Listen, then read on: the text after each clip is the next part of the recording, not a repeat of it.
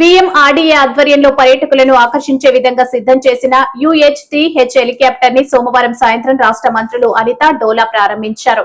విశాఖ నగరాన్ని పర్యాటక ప్రాంతంగా తీర్చిదిద్దేందుకు అన్ని చర్యలు చేపడుతున్నామన్నారు.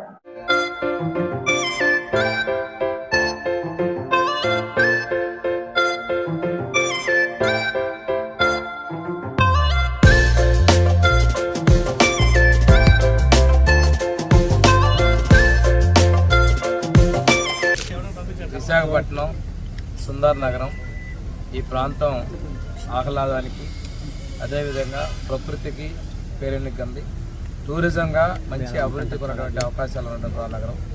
ఇక్కడ VMRDA ఆధ్వర్యంలో కైలాసగిరి మీద 55 అడుగులు ఎత్తున్నటువంటి త్రిశూలాన్ని, అంటే ఇక్కడ కైలాసగిరి అనే పేరు ఉంది కాబట్టి త్రిశూలం ఒక మంచిది ఏర్పాటు చేయాలన్న ఉద్దేశంతో VMRDA చైర్మన్ ప్రణవ్ గారు, అదేవిధంగా మన కమిషనర్ గారు అందరూ కూడా నిర్ణయించుకోవడం జరిగింది.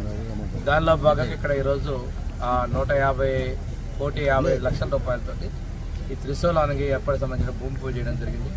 అదేవిధంగా ఈరోజు మనం బీచ్లో ఉన్నటువంటి హెలికాప్టర్ మ్యూజియం కూడా ప్రారంభించడం జరుగుతూ ఉంది.